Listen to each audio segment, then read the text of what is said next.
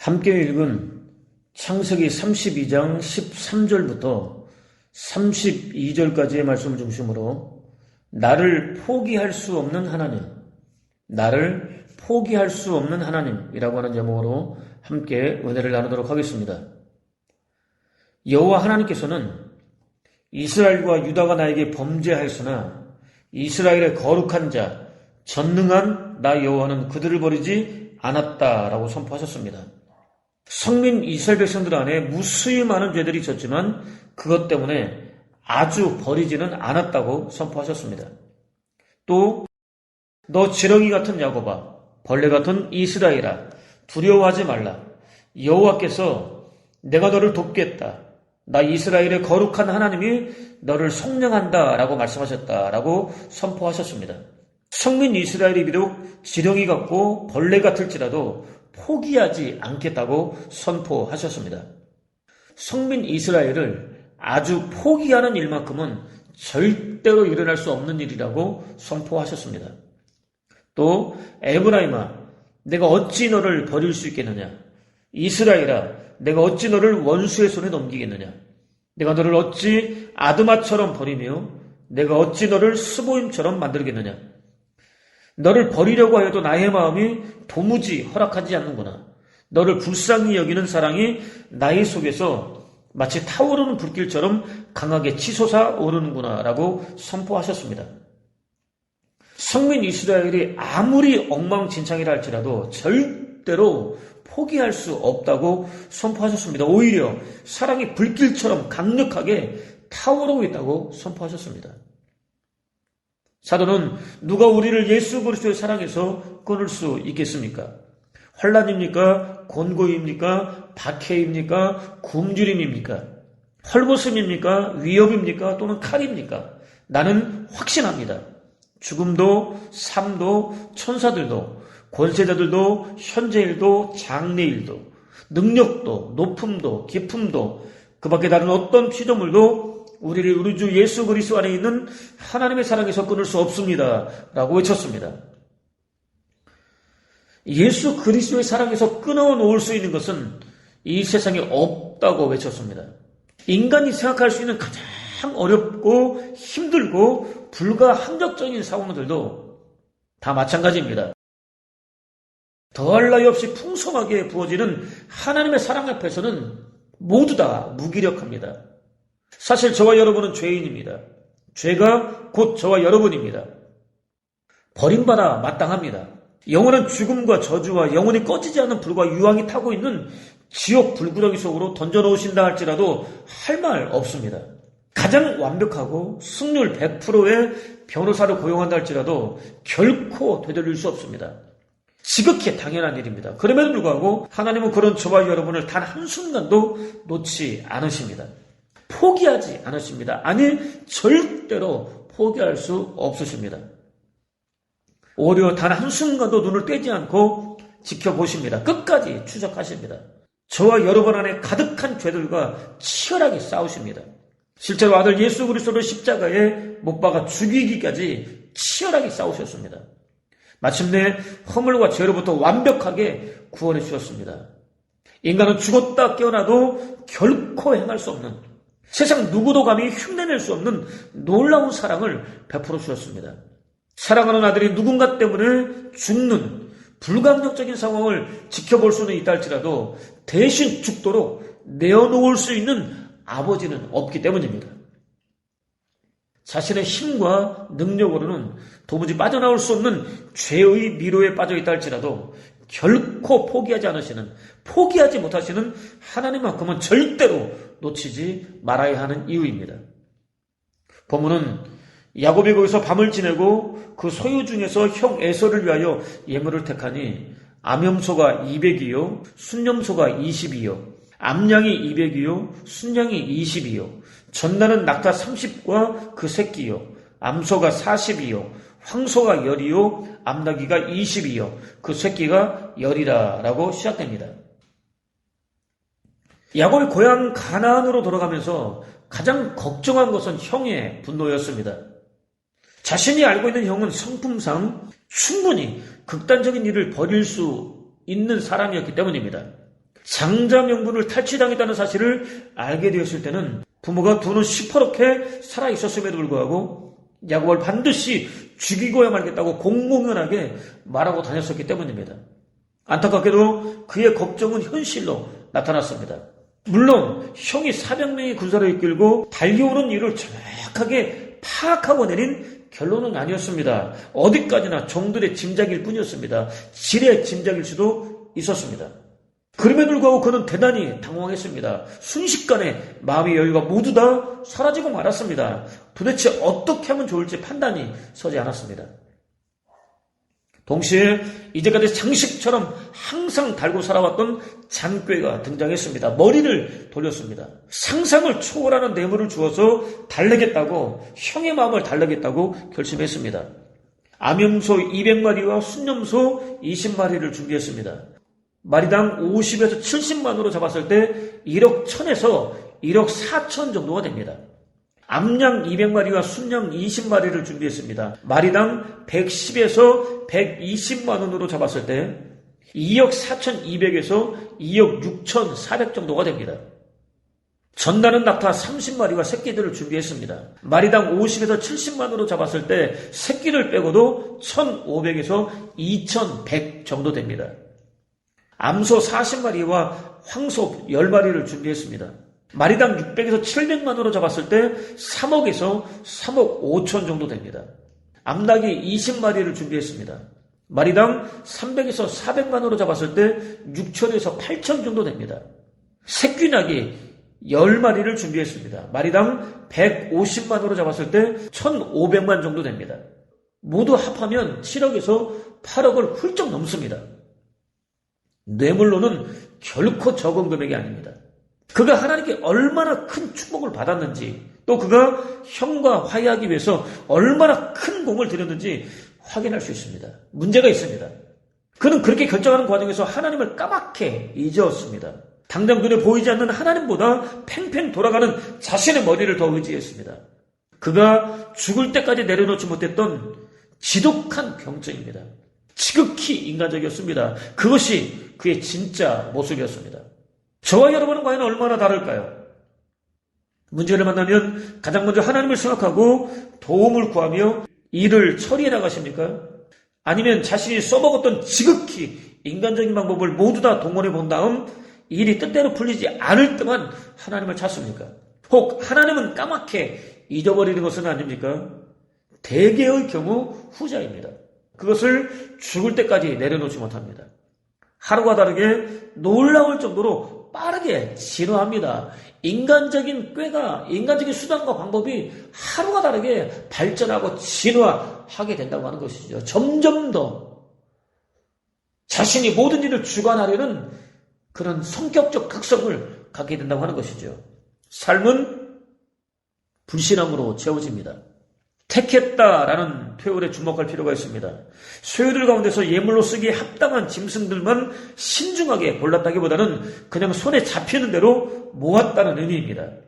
짐승을 고를 때는 이미 사물을 분간하기 어려운 밤이었을 가능성이 높기 때문입니다. 당장 400명의 군사들과 함께 달려오고 있던 형 에서에 대한 두려움이 감당할 수 없을 정도로 컸었기 때문이었을 가능성이 훨씬 더 높기 때문입니다. 당연히 모든 짐승들을 둘러보며 좋은 것을 고를 마음의 여유가 아예 없었습니다. 야곱은 저와 여러분이 상상하는 것 이상으로 형 에서를 두려워하고 있었던 것입니다. 그럼에도 불구하고 장자 명분을 탐냈습니다. 형을 속였습니다. 결국 빼앗았습니다. 하지 말았어야 할 일을 저지르고 말았습니다. 지나친 탐심이 판단을 흐리게 만들었기 때문입니다. 부모는 그것을 각각 때로 나누어 종들의 손에 맡기고 그의 종에게 이르되 나보다 앞서 건너가서 각 때로 거리를 두게 하라 하고 라고 이어집니다. 야곱은 또 준비한 뇌물을 여러 때로 나누었습니다. 때마다 상당한 거리를 두게 만들었습니다. 에서가 한 때를 치면 다른 때들은 피하기 위해서였습니다. 어떤 상황이 벌어지든 손해를 최소한으로 줄이려는 궁여지책이었습니다. 그의 마음속에 물질이 얼마나 많은 부분을 차지하고 있는지 확인할 수 있습니다. 본문은 그가 또 앞선 자에게 명령하여 이르되 내 형 에서가 너를 만나 묻기를 네가 누구의 사람이며 어디로 가느냐 네 앞에 것은 누구의 것이냐 하거든 대답하기를 주의 종 야곱의 것이요 자기 주 에서에게로 보내는 예물이오며 야곱도 우리 뒤에 있나이다 하라 하고 그 둘째와 셋째와 각 때를 따라가는 자에게 명령하여 이르되 너희도 에서를 만나거든 곧 이같이 그에게 말하고 라고 이어집니다. 야곱은 또 정신을 차릴 수 없는 황급한 상황에서도 각각의 때를 이끄는 종 한 사람 한 사람에게 예상되는 질문과 답변을 준비시켰습니다. 자신도 뒤를 따르고 있다는 말을 반드시 전하라고 강조했습니다. 물질적인 보상은 물론 자신이 지은 죄에 대한 용서까지 빌겠다는 의미였습니다. 도주할 의도나 다른 어떤 속셈도 품지 않았다는 의미였습니다. 탁월한 책략가의 면모를 유감없이 발휘했습니다. 본문은 또 너희는 말하기를 주의 종 야곱이 우리 뒤에 있다 하라 하니 이는 야곱이 말하기를 내가 내 앞에 보내는 예물로 형의 감정을 푼 후에 대면하면 형이 혹시 나를 받아주리라 함이었더라 라고 이어집니다. 에서는 불같이 흥분을 했다가도 쉽게 수그러드는 호탕한 성격의 소유자였습니다.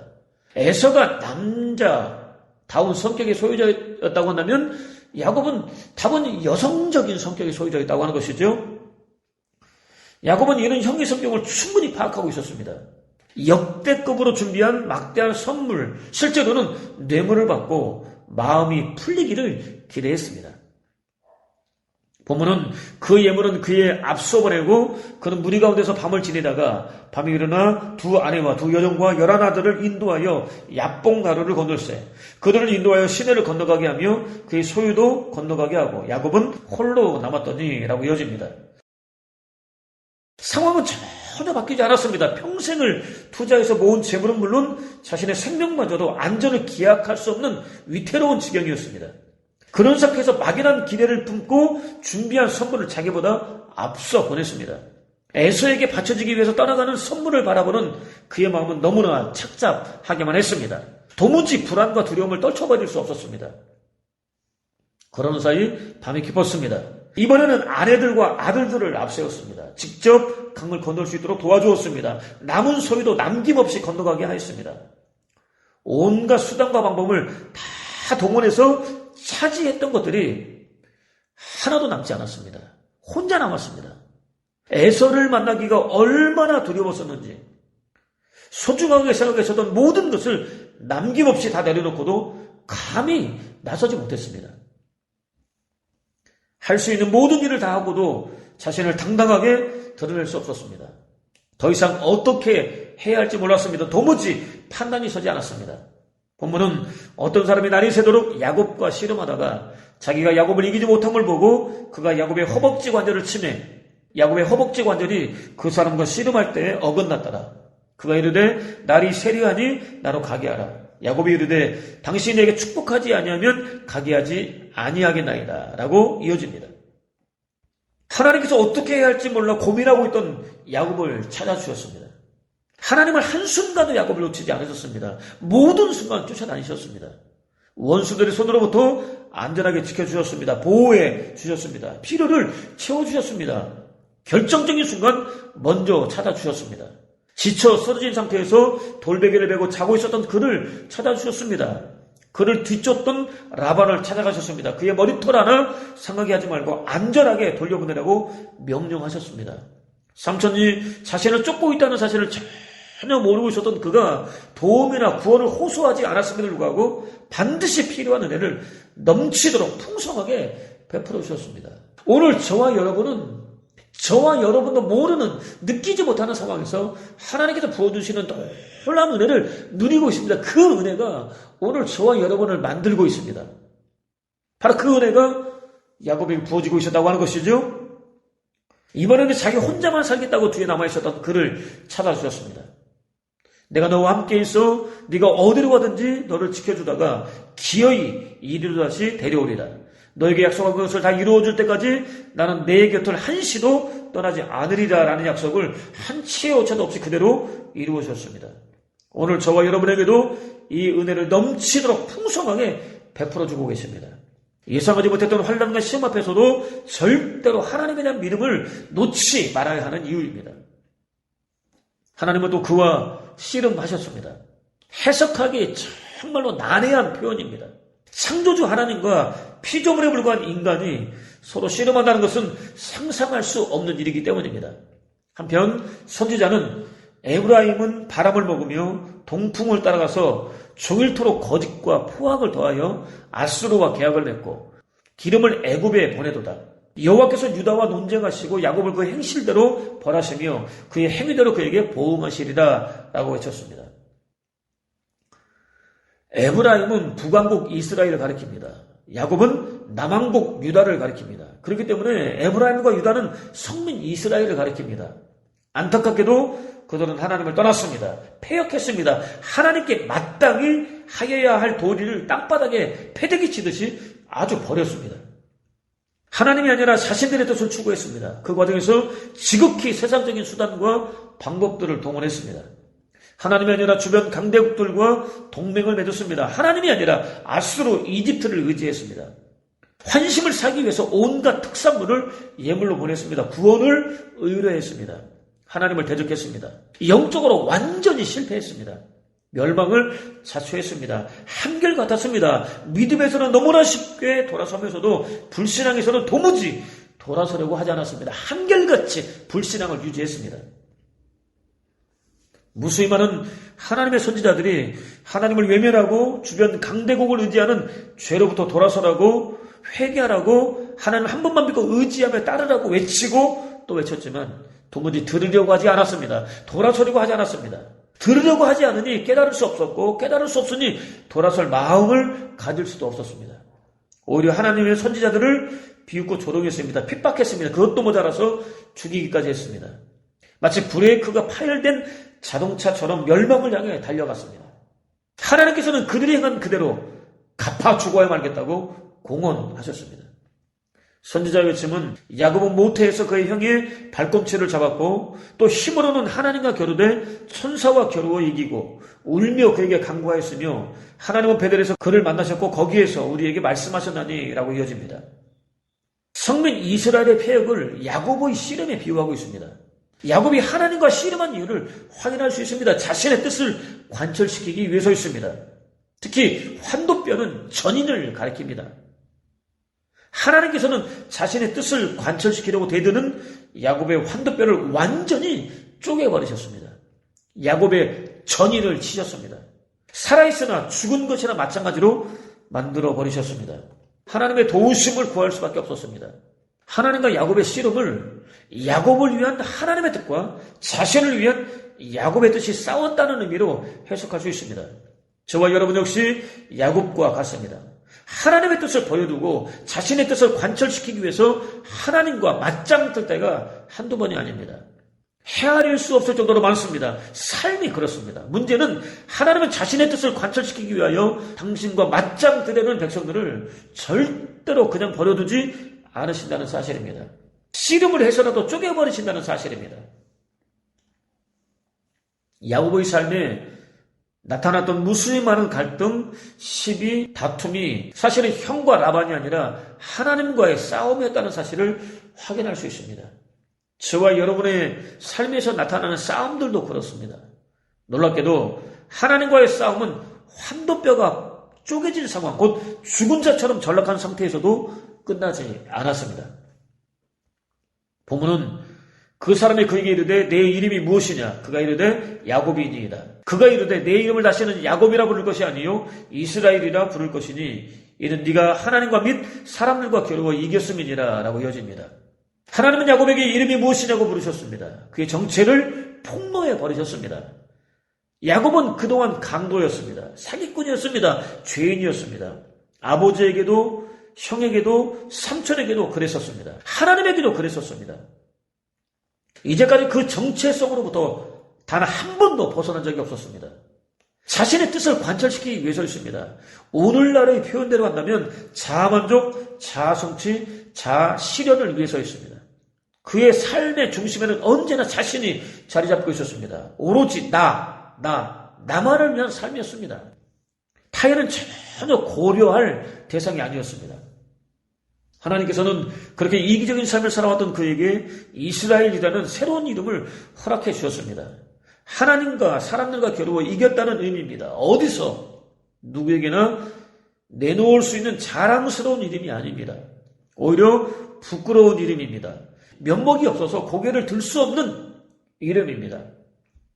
원래는 자신의 뜻 하나만 추구하기 위해서 사람들을 심지어 아버지까지도 짓밟는 파렴치한 자였는데 창세전부터 그를 마음에 품으셨던 하나님께서 당신의 때에 일방적으로 찾아오셔서 부어주신 불가항력적인 은혜로 구원을 얻게 되었다는 의미가 암시되어 있기 때문입니다. 저와 여러분 역시 마찬가지입니다. 저와 여러분 역시 죽을 수밖에 없는 죄인이었습니다. 하나님께서 구원하기로 창세전부터 작정하셨습니다. 당신의 뜻을 이루시기 위해 죄 없는 아들 예수 그리스도를 십자가에 못 박아 죽이셨습니다. 구원의 길을 열어놓으셨습니다. 저와 여러분을 불러주셨습니다. 당신의 거룩한 자녀로 구별해 주셨습니다. 구원해 주셨습니다. 당신의 창세전 뜻을 완성해 주셨습니다. 그리스도인이라는 거룩한 이름을 주셨습니다. 무엇과도 비교할 수 없을 정도로 자랑스러운 이름입니다. 동시에 저와 여러분의 과거가 고스란히 담겨있는 부끄러운 이름이기도 합니다. 절대로 그만할 수 없습니다. 이스라엘, 그리스도인이라는 이름을 대할 때마다 하나님께서 일방적으로 부어주신 크고 놀라운 은혜를 기억할 수 있어야 합니다. 놀랍게도 본문은 야곱이 청하여 이르되 당신의 이름을 알려주소서. 그 사람이 이르되 어찌하여 내 이름을 묻느냐 하고 거기서 야곱에게 축복한지라. 그러므로 야곱이 그곳 이름을 브니엘이라 하였으니 그가 이르기를 내가 하나님과 대면하여 보았으나 내 생명이 보존되었다 함이더라 라고 이어집니다. 야곱은 불가항력적으로 부어진 은혜를 통해서 이스라엘로 거듭났습니다. 비로소 하나님의 이름을 불렀습니다. 그가 아버지 집에 있을 때, 스스로 가나안에서 자신을 내쳤을 때, 곧 토해냈을 때, 지친 몸으로 돌베개를 베고 정신없이 잠들었을 때, 삼촌 라반의 집에서 사기를 당하고 있을 때, 삼촌에게 쫓기고 있다는 사실을 전혀 눈치채지 못하고 있을 때, 혼자라도 살겠다는 일념으로 잔머리를 굴리고 있던 지금까지 한순간도 자신을 떠나지 않고 동행하고 계셨음에도 불구하고 까맣게 잊고 있었던 하나님의 이름을 물었습니다. 비로소 그의 주된 관심사가 세상에서 하나님에게로 옮겨졌다는 의미입니다. 그렇다고 그가 이후로는 하나님 중심으로 살았을 것이라고 착각하지는 마십시오. 그는 즉시 베델로 올라가지 않았습니다. 세겜에 머물렀습니다. 거기서 못 볼 꼴을 본 다음에서야 자신이 있어야 할 베델로 올라갔습니다. 그때까지 자신의 집안에 가득한 우상을 버리지 못했습니다. 아니 죽는 순간까지 이스라엘이라는 거룩한 이름답게 살지 못했습니다. 예수 그리스도께서 호령과 천사장의 소리와 하나님의 나팔 소리와 함께 이 세상에 강림하실 때나 되면 모를까 여전히 육신이라는 죄의 취약한 몸을 입고 있는 인간은 한순간에 바뀔 수 있는 존재가 아니기 때문입니다. 환경과 조건이 마련되면 언제든지 넘어질 가능성을 가진 존재에 불과하기 때문입니다. 본문은 그가 분예를 지날 때 해가 돋았고 그의 허벅다리로 말미암아 절었더라. 그 사람이 야곱의 허벅지 관절에 있는 둔부의 힘줄을 쳤으므로 이스라엘 사람들이 지금까지 허벅지 관절에 있는 둔부의 힘줄을 먹지 아니하더라 라고 마무리됩니다. 절었다는 절뚝거리다 라는 뜻을 가진 히브리어 동사의 분사 형태입니다. 계속해서 절뚝거리는 모습을 가리킵니다.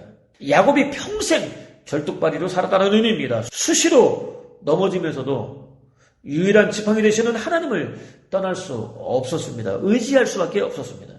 수없이 실망시킴에도 불구하고 절대로 포기하지 않고 그를 쫓아다니시며 그를 위해서 일하신 하나님께서 이루어내신 위대한 역사였습니다.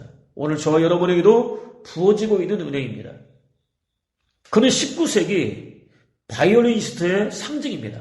역사상 가장 위대한 바이올리니스트입니다. 하루는 중요한 연주를 하던 중 갑자기 줄 하나가 끊어졌습니다. 순간 청중들은 깜짝 놀랐습니다. 그는 아니었습니다. 조금도 당황하지 않았습니다. 남은 3개의 줄로 침착하게 연주를 계속 이어갔습니다. 또 하나의 줄이 끊어졌습니다. 그는 이번에도 당황하지 않았습니다. 여전히 연주를 이어갔습니다. 그때 3번째 줄마저 날카로운 소리를 내면서 끊어지고 말았습니다. 그럼에도 그는 연주를 포기하지 않았습니다. 하나만 남은 줄로 끝까지 연주했습니다. 이를 계기로 세계적인 명성을 얻을 수 있었습니다. 하나님은 저와 여러분에게 하나 남은 마지막 줄이십니다. 절대로 끊어지지 않으십니다. 성경은 자기 가운데에서 이방신들을 제하여버리고 여호와를 섬기매 여호와께서 이스라엘의 곤고로 말미암아 마음에 근심하시니라 라고 말씀합니다. 근심하다는 조급하다, 참지 못하다, 견디지 못하다 등의 뜻입니다. 물이 목까지 차올라서 도무지 숨을 쉴 수 없는 절박한 상태를 가리킵니다. 성민 이스라엘은 하나님께 자신들이 저지른 죄들을 고백했습니다. 죄를 고백하되 구체적으로 낱낱이 하나도 빠짐없이 고백했습니다. 하나님의 뜻에 복종할 마음의 준비를 했습니다. 한 걸음 더 나아가서 자신들이 고백한 죄로부터 아주 떠났습니다. 진정으로 회개했습니다. 그런 그들이 원수의 압제를 받고 있었습니다. 삶은 너무나 팍팍하고 고단했습니다. 하나님은 그런 그들의 모습을 보면서 견딜 수 없으셨습니다.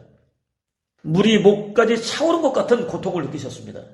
당신 백성들을 원수들의 압제와 곤고한 삶으로부터 건져내기로 작정하셨습니다.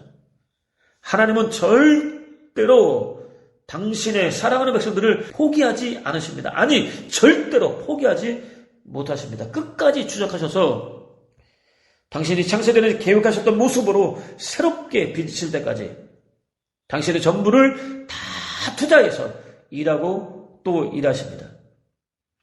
지혜는 너는 마음을 다하여 여호와를 신뢰하고 내 명철을 의지하지 말라. 너는 범사에 그를 인정하라. 그리하면 네 길을 지도하시리라 라고 외쳤습니다.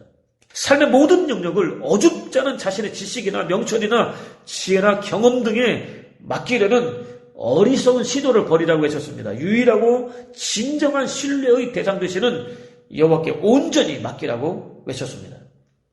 처음부터 장차 있을 일을 자세하게 일러주고 이루어지기도 전에 미리 알려준 자, 나 여호와밖에 없다. 무엇이든지 다 내 뜻대로 된다. 나는 결심한 것을 이루고야만 한다라고 주장할 자, 나 여호와밖에는 없다라는 말씀에 따르면 하나님은 절대 주권자이십니다. 역사의 시작과 끝을 당신의 뜻대로 섭리하십니다. 저와 여러분의 시작과 끝을 당신의 뜻대로 섭리하십니다. 세부적인 내용들을 치밀하게 계획하십니다. 때로는 빠르게, 때로는 천천히 진행하십니다. 때로는 잠시 중단하실 때도 있으십니다. 마침내 완벽하게 이루십니다. 그 과정을 사랑하는 당신 백성들에게 알려주십니다. 함께 동역하십니다. 때로 낙심할 수밖에 없는 어려운 상황 속에 던져진다 할지라도 절대로 포기하지 않을 수 있는 은혜를 구하십시오. 오히려 자신을 돌아볼 수 있는 은혜를 구하십시오. 하나님을 외면하면서까지 자신의 뜻만을 추구하고 있다면 기꺼이 내려놓을 수 있는 은혜를 구하십시오. 저와 여러분을 포기하지 않으시는 하나님을 절대로 거역하지 않을 수 있는 은혜를 구하십시오. 그것을 통해서 어떤 상황에서도 오직 하나님 한 분만 믿고 의지하며 따를 수 있을 뿐만 아니라 한순간도 포기하지 않고 끝까지 쫓으시며 쉬지 않고 일하시는 하나님의 크고 위대한 역사를 경험하고 또 누리는 복된 삶을 사는 저와 여러분 되시기를 주님의 이름으로 축원을 드립니다.